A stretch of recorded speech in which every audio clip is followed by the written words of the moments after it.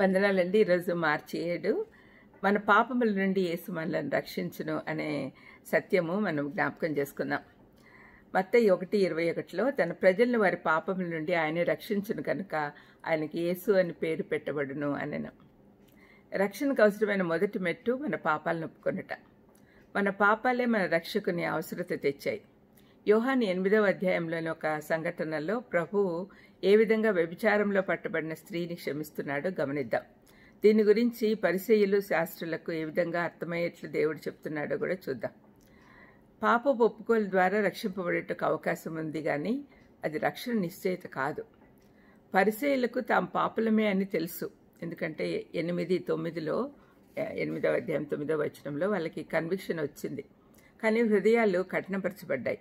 అందుకే వారు యేసయ్య యొద్దకు క్షమాపణ శుద్ధీకరణ కొరకు రాలేదు. మనందరము తప్పక తెలుసుకోవాల్సిన సంగతి ఏమంటే, మనం పాపం చేశామని శాశ్వతంగా నరకానికి తేబడతామని అనే సంగతి మనం గుర్తించాలి.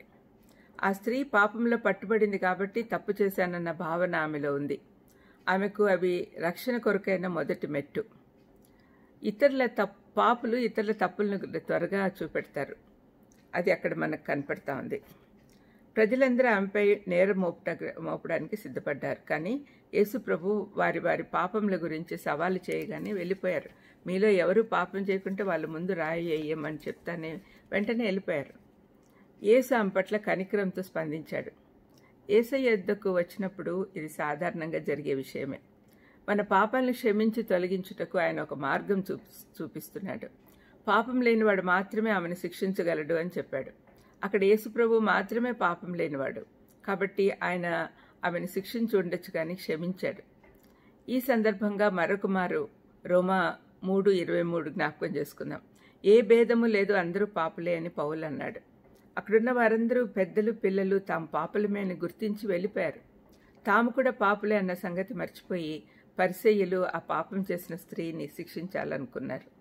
వ్యభిచారము, అబద్ధాలు చెప్పుట సమాజానికి వ్యతిరేకంగా చేసే పాపాలనియు, హత్యలు, దొంగతనాలు శిక్షింపదగిన క్రియలని వారికి తెలుసు. అవేమీ వారు చేయటం లేదని, మిగిలిన వారి కంటే తాము పాపం లేని వారమని అనుకుంటున్నారు. వారు ఆ పనికిరాని పాపుల కంటే నైతికంగా చాలా పై స్థానంలో ఉన్నందున వారికి ఏ సహాయము అక్కర్లేదు అనుకున్నారు. మొదటిగా పాపము ఆత్మీయ సమస్య అని వారు గ్రహించలేకపోయారు. అందుకే ప్రభు వారికి పాపం అంటే ఏంటో చెప్పాడు. మత్తయి 5:6-7లోని కొండ మీద ప్రసంగం ద్వారా మనలోని లోపాలు పరీక్షించి తెలుసుకోవాలి. యేసయ్య నీతి గురించి మాట్లాడాడు. ఆయన బోధల నుండి మనం ఎన్నో విషయాలు నేర్చుకొని మన జీవితాల్లో అన్వయించుకోవాలి. అదే దేవుడు కోరుకుంటూ ఉన్నాడు. ముఖ్యంగా ఈ శ్రమల కాలంలో మన శ్రమల ధ్యానం చేసుకుంటూ ఉన్నప్పుడు పాపము అంటే ఏంటి అని తెలుసుకొని మనం అందరం పాపలమే అనే విషయం అర్థం చేసుకొని యేసుప్రభు దగ్గరికి పాప క్షమాపణ కోసం వస్తే తప్పనిసరిగా ఆయన క్షమిస్తాడు. ప్రార్థన చేసుకుందాం.